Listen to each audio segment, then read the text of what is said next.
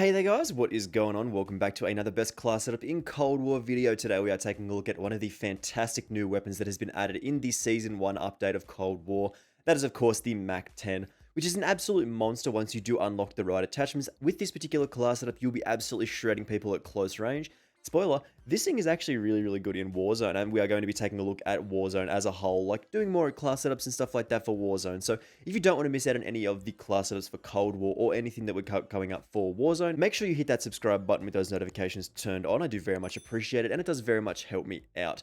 So as we were saying, the MAC-10 absolutely bangs in this game. It's one of my favorite weapons right now. It shreds people up close, and you can do some serious work with this thing. So let's just jump straight into our best MAC-10 class setup for Cold War multiplayer here. So of course, as always, the timestamps will be on the video's loading bar and in the description. So if you do want to skip to a specific part like the MAC-10's attachments, make sure you do go skip to that. But for the rest of us here, of course, we're going to be starting off with our secondary here. We're looking at the Gallo SA-12. We're not going to be using this an awful lot in the gameplay because the MAC-10 is just so super fun to use. It absolutely shreds people. But if you are looking for a very reliable secondary and you've got all the attachments unlocked for the Gallo SA-12, you might as well set this class up like this with the Infantry V choke, of course. Then you want that Task Force barrel, of course, for that increase to our damage. This used to be like 81%, but now it's 47%, which is a little bit lame, but it is what it is. Then you also want that 5 mW laser for that 35% increase to our hip fire accuracy. We also then move to, of course, the 12-round tube, meaning we have more shots to fire. And then, of course, we want that something like the no stock, getting us that extra sprint to fire speed. It's a very nice option at those close quarters engagements, but as I said, we're not going to be using this in the gameplay too much, mostly because the MAC-10 is so super powerful up close. In terms of our tactical, we are of course looking at the stim shot because jamming that into your leg, getting an extra chance per life is very powerful in this game. Really lets you sort of compete and continue to go on those longer streaks. We look at the Semtex in the lethal slot. I've had some serious luck this year just chucking these over walls around quarters and stuff like that, sticking them to people. So this is my favorite lethal at the moment, but the C4, the Frag, the Molotov, and the Tomahawk are all also good. Then of course in the field upgrade slot, we're going with the field microphone at the moment, but you can really choose whatever you do like here. Counter UAV spam is everywhere, so field microphones aren't going to be super useful at the moment, but it is what it is. This is one of those things that you can use to counter people moving around your area. Then of course in the wildcard slot, we're going for perk grid because getting more perks is always better than more attachments in my opinion, because we just get more bonuses really. And in terms of our perks, we're looking at Flak Jacket as that mandatory option at the moment. The only way you're going to get killed in one shot by an explosive is if someone does stick a Semtex to you, and then otherwise you're going to take at least one before you do die. And then the forward intel perk means we do get those enemy indications of where they are spawning, which is super strong, as well as a larger minimap as well. In the perk 2 slot, we're going for Gearhead, getting those extra pieces of field upgrade equipment, but you can also run Assassin or really whatever you do like in the perk 2 slot, and then Scavenger, which is a really important option because the fire rate on this thing is absolutely wild, so you want extra bullets here. Then of course the perk 3 slot, as this is a little bit of a stealth build, we want to be quiet and stealthy, staying off of those UAVs as well as making no footstep sounds. Super powerful options in Ghost and Ninja here. In terms of our attachments for the MAC-10, this might not do so well in Warzone. You can build this a little bit differently for Warzone, but for multiplayer, the MAC-10 is an absolute monster in this game right now. Such a high fire rate of 1111 rounds per minute, which is absolutely insane. That's the fastest in the game, I believe, at the moment. So super strong weapon here. Starting off with our attachments, we are looking at that Agency Suppressor. We want that 100% increase to our muzzle flash concealment, meaning we do not show up on the minimap while we are shooting. And then of course that 7% increase to our vertical recoil control.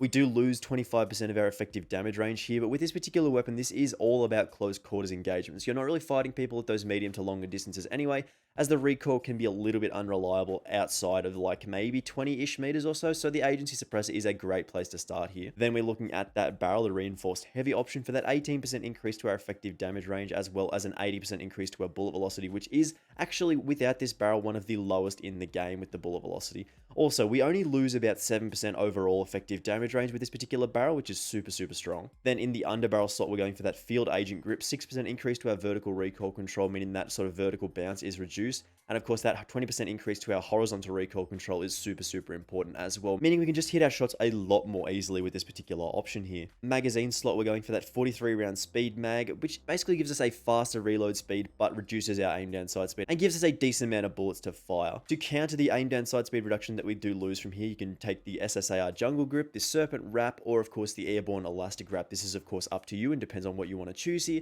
I think the Airborne Elastic Wrap is probably the best option, but the Jungle Grip also gives us that flinch resistance and aim down sight speed, so you can choose any of the last 3 grips here. And that's basically it. We can jump into some gameplay here and show off this absolute monster of a weapon. I've been shredding people with this, so the gameplay for this particular video is probably going to be a little bit lackluster, but we'll see how we get on here. Alrighty, so this is the second round. the second half of this particular game, so this might not be a long gameplay, but I mean, we should be able to do a decent amount of work here. Raid, still one of the best maps in this game right now. I mean, it's just good.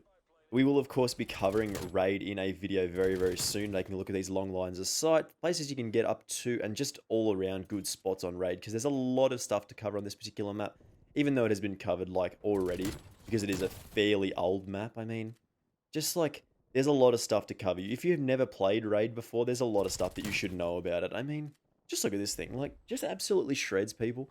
I think with the time to kill of around 200 milliseconds, like, I think it's about 250 milliseconds, which is about 100 milliseconds faster than a lot of the other weapons in the game, apart from, like, the M16 and the AUG. Basically, this is the fastest killing weapon in the game that isn't actually overpowered. So, hey, hey, come on.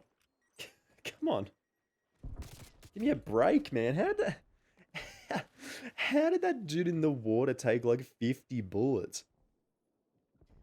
Now, you're not going to be able to sort of fight people at those longer distances. Like, this is probably the maximum distance you're probably going to want to fight people at, mostly because the recoil can be a little bit sort of, little bit sort of inconsistent at those longer distances. So you got to be just going to ignore that guy come around this side. Hopefully he doesn't. Man. Oh, please. I was going to say, like, just give me the kill, man. I'm working hard here.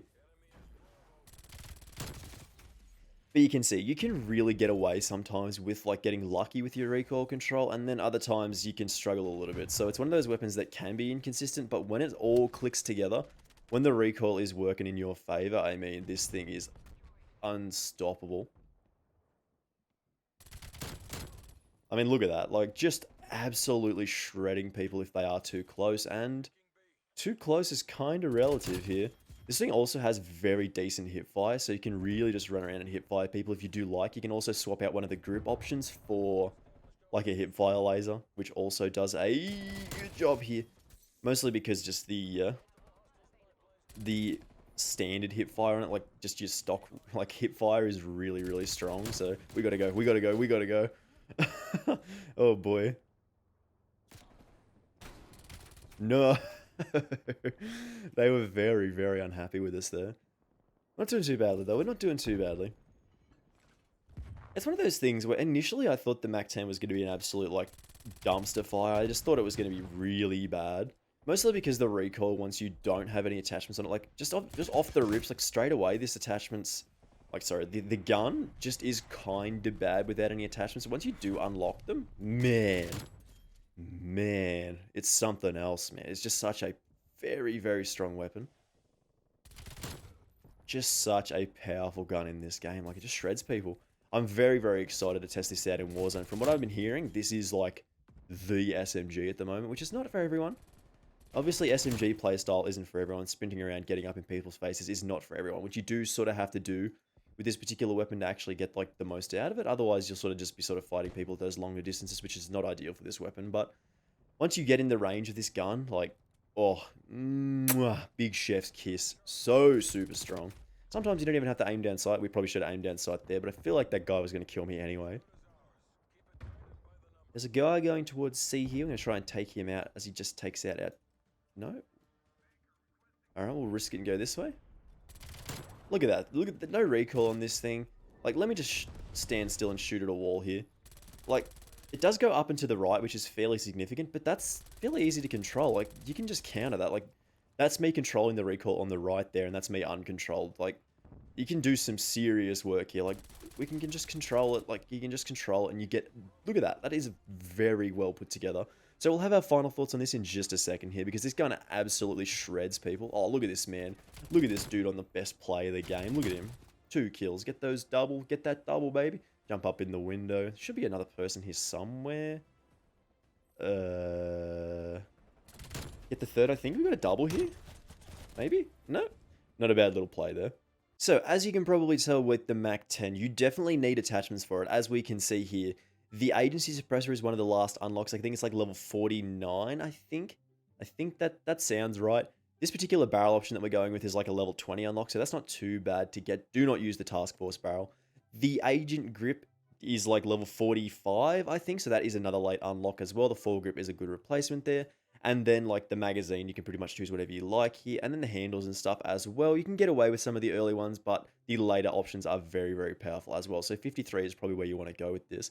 And then, of course, you can throw on something like a steady aim laser. If you do really just feel like want to run around and hip fire everyone, that is also a valid option here. So, of course, with an 1100 rounds per minute fire rate, you absolutely shred people at those close to medium distances, which is just so super strong in multiplayer right now. And I actually think it's very, very powerful in Warzone. So, if you do want to see me cover this in Warzone, make sure you do leave a like, do subscribe with those notifications turned on, because we are going to be taking a look at this in Warzone, more class setups in Cold War, of course, so don't miss out on any of that. I will, of course, see you in the next video. Thank you so much for watching.